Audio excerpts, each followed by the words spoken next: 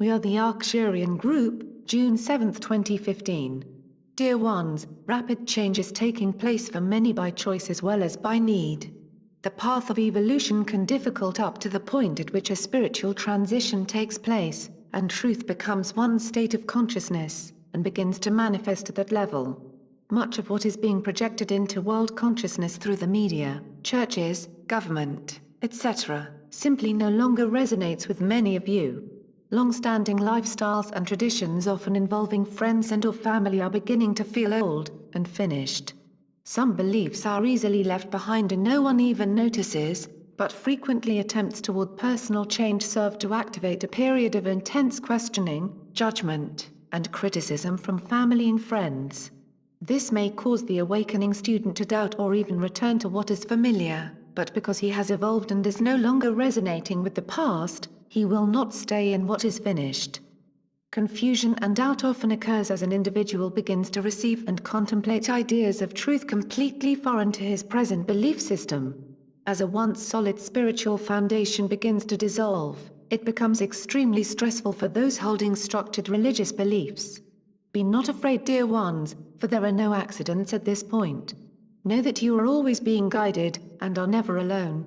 The higher self always brings forth what is needed when you are ready. Learn to trust the process, knowing that at this point you are right where you need to be, doing what you need to do, and doing a fine job of it. Discouragement with its sense of failure are the manifestations of a consciousness filled with, I should, I need to, there is only one right way, all facets of duality and separation. It is time to cease the ever-running inner dialogue of self-criticism and judgment, allowing these beliefs to dissolve into the nothingness they are. There are no shoulds. In higher dimensional energies, only love for every individual and their choices. As spiritual students, you are at a point where you cannot evolve further until acknowledging self. Spiritual students the world throughout time and now, have struggled to find and understand what God is. Many gods and concepts are the result, many still being accepted as the only truth. Most of you have come to know and accept that the divine is within, your own true nature and real self. However, at the same time, many believe their humanity to be something separate, in the belief that self is simply ego and must be eliminated.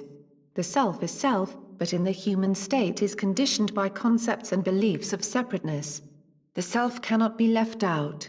An absence of self-love has been falsely considered to be humility, but it is not. It is the manifestation of separation consciousness. Humility is an awareness of who you are and where any gifts you may have flow from.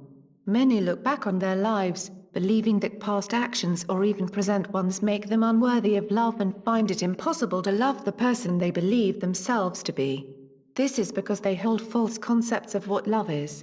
Loving self means acknowledging, accepting, and loving not only the divine within, but also that part of you that is still learning, the part that has made many mistakes and often seems to be a failure. It is a journey of bringing together the inner child and the divine self. There can no longer be a dwelling on sins of the past, for this simply serves to cement energies of the past, all of which are illusory. Remember, a person can only live out from their highest state of attained consciousness. The things you may have done long ago, are not what you would do today.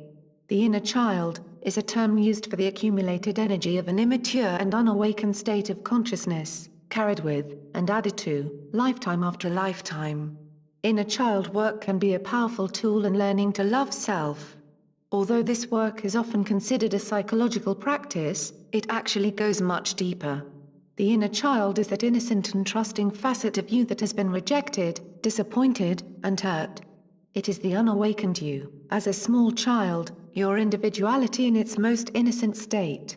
As the experiences of the third dimension began in every lifetime, you only knew and thus accumulated the cellular memories of a child's defenses.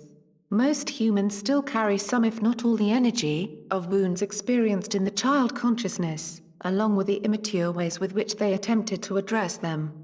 As an adult, these energies begin to manifest as the immature thoughts and actions that pop up unexpectedly when you least expect them, usually in times of stress. Most adults usually ignore these feelings, not realizing that they are dismissing their inner child as irrelevant and thus perpetuating the situation. This energy can only be cleared by you. The child must be acknowledged, accepted, loved, guided, protected, etc., and it is time. Honor whatever age your inner child may be at this time. You will know through the types of inner dialogues you experience. Speak gently to this part of yourself, telling it that from now on you are going to love and protect it and most importantly acknowledge it. The inner child is the you who for no good reason often feels hurt, angry, sad, or depressed and is an immature child, afraid. Be patient, knowing as with all children, the child is doing the best it knows at that moment and needs your support. Many have intellectual spiritual knowledge, crown chakra, but until you embrace the whole of you acknowledging and accepting the child, heart chakra, there will be struggles. As you learn to accept, listen to, support, and talk to this facet of your individuality without dismissing it as nothing, it matures, first responding as a child, then an adolescent, and finally as an adult. Finally you are able to fully integrate this healed aspect, and self becomes self. Evolution on Earth is a gradual progression toward remembering and accepting the true identity of self and others through the experiences of many lifetimes lived in an energy of duality and separation, while gradually evolving into a consciousness that learns from within, instead of from without. Know that regardless of appearances, in reality all is perfect, always has been, and always will be. You have spent lifetimes trudging through a forest of dense and dark energy, trying to do your best every step of the way.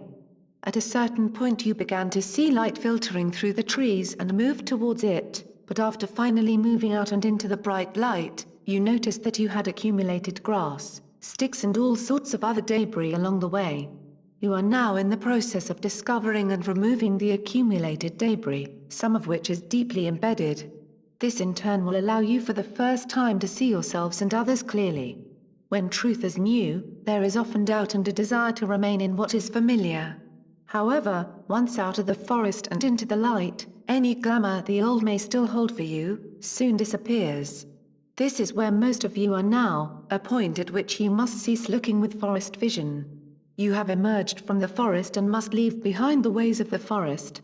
You now have light which will allow you to discover an infinity of ever-present beauty and perfection previously unknown. There are no accidents at this point in your journey. All experiences are opportunities to examine your belief system, without judgment or criticism. It is time move beyond any self-loathing, or other beliefs that may suggest you are less than.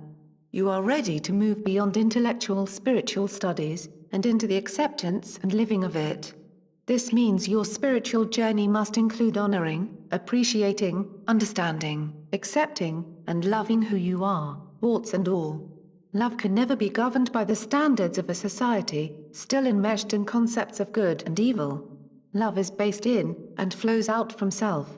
Your awareness of this truth expands and grows with every unfoldment, but self cannot be excluded in the process. Try to love the journey itself as well as all you meet along the way, but most important is the knowing of self to be self, and that none are more divine than you in every moment. We are the Arcturian group.